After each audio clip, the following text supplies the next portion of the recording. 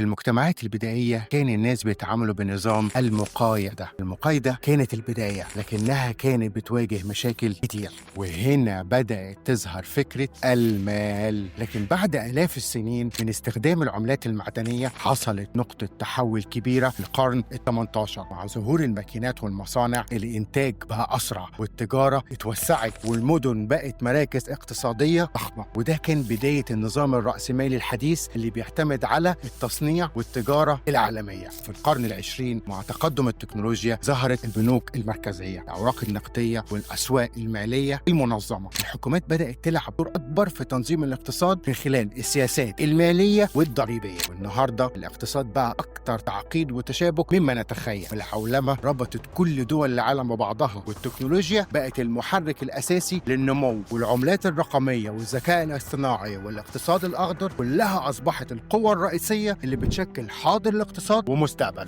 الاقتصاد هو علم إدارة الموارد المحدودة، سواء الموارد دي كانت طبيعية زي المياه والبترول أو بشرية زي المهارات والأيدي العاملة. الهدف دايما تحقيق أكبر استفادة بأقل تكلفة، لأن الموارد مش دايما متوفرة بالكميات اللي الناس محتاجاها. ببساطة الاقتصاد هو اللي بيحدد كام قطعة من المنتج موجودة وكمية الناس اللي محتاجاها، والعلاقة دي بتحدد الأسعار. في الوقت الحالي العالم بيعتمد على نظام اقتصادي مختلط بيجمع بين حرية السوق ودور الحكومة في تنظيم الاقتصاد. على الرغم من أن الأسواق الحرة بتحرك الاقتصادات الكبرى زي الولايات المتحدة الأمريكية وألمانيا، الحكومات لسه بتلعب دور مهم جدا في مراقبة السوق وضبطه لمنع الأزمات الاقتصادية. النظام الاقتصادي الحر اللي فيه العرض والطلب هم اللي بيحددوا الأسعار بيمنح حرية كبيرة للشركات، لكن في نفس الوقت ممكن يخلق تفاوتات ضخمة في الدخل بين طبقات المجتمع. الأنظمة المختلطة بتحاول تخلق توازن بين القوة الاقتصادية للشركات وحقوق الأفراد، وده بيظهر بوضوح في دول زي السويد وكندا اللي بيجمع بين السوق الحر ودور الدولة في تقديم الخدمات الأساسية زي التعليم والصحة. مثال على كده معظمنا يعرفه في عام 2008 لما حصلت الأزمة المالية العالمية، كانت الأسواق الحرة في حالة انهيار كامل، والحكومات كان لازم تتدخل بضخ تريليونات الدولارات لإنقاذ البنوك والمؤسسات المالية الكبيرة. وبدون التدخل الحكومي ده العالم كان هيواجه كارثة اقتصادية أكبر تدمير بكتير. في 2020 مع تفشي جائحة كورونا شفنا الحكومات في دول العالم ضخت تريليونات الدولارات برضو في الأسواق لدعم الشركات الصغيرة والكبيرة. أمريكا لوحدها خصصت 2.2 تريليون دولار كحزمة إغاثة، واحدة من أكبر عمليات التدخل الاقتصادي في التاريخ. النظام الاقتصادي الحالي بقى تحت ضغوط جديدة، التكنولوجيا بتغير طريقة الشغل والتجارة. واحدة من أكبر الصراعات اللي بنواجهها دلوقتي هي إزاي نخلق توازن بين الابتكار التكنولوجي والعدالة الاجتماعية. يعني ببساطة إزاي ندير تأثير التطور الرهيب في التكنولوجيا على شكل السوق والوظائف فيه. الشركات التكنولوجية العملاقة زي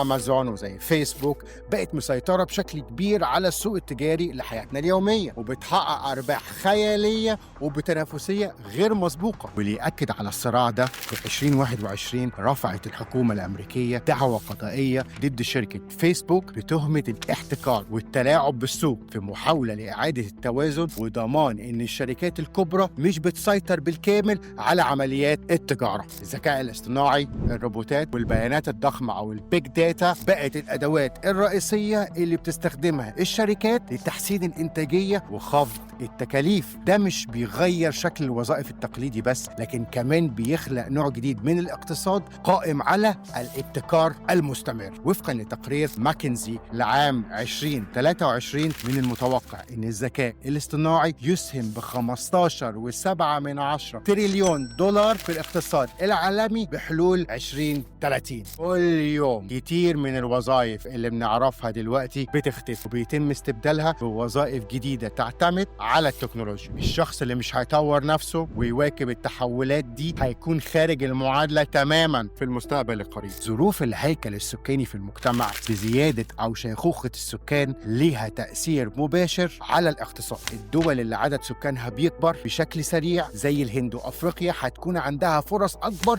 للنمو الاقتصادي، وده بفضل القوى العاملة المتزايدة. في المقابل دول سكانها بيسنوا تواجه تحديات في دعم نظام الرعاية الاجتماعية. ده معناه إن الدول اللي عندها نسبة شباب كبيرة هتشوف طفرة طفرة في النمو الاقتصادي، بينما الدول اللي بتعاني من شيخوخة سكانها هتحتاج لتطوير سياسات جديدة لدعم كبار السن وتوفير الرعاية الصحية اللازمة ليهم.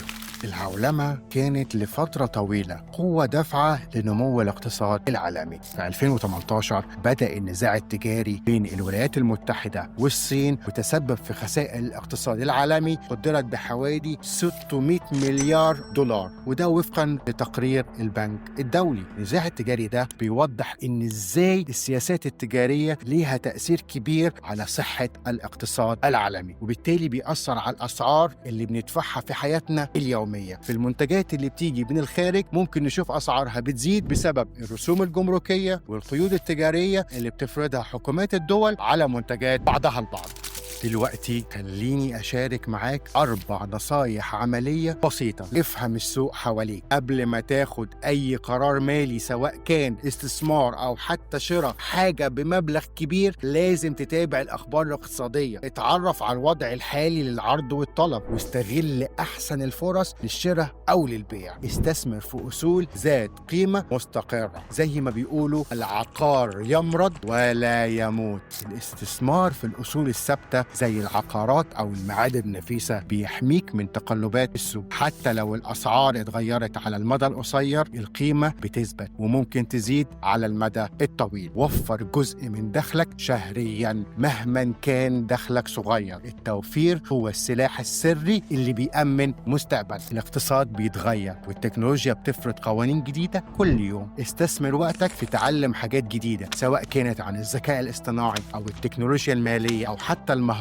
العملية، لأن الشخص اللي بيطور باستمرار هو اللي هيقدر يواكب التحديات ويحولها لفرص. النصايح دي مش بس عن الفلوس، لكنها عن بناء حياة متوازنة ومستقرة، لأن في النهاية القرارات الذكية والاستثمار في نفسك هم أفضل ضمان لمستقبلك. نهاية رحلتنا النهاردة شفنا ازاي الاقتصاد مش مجرد فكرة معقدة. الاقتصاد هو التاريخ اللي بنعيشه والحاضر اللي بنواجهه والمستقبل اللي بنطلع إليه. لكن ومع كل الفرص والتحديات دي، السؤال اللي لازم نسأله لنفسنا هو احنا مستعدين نكون جزء من مستقبل الاقتصاد، ولا هنكتفي بدور المشاهد في عالم متطور لا يتوقف؟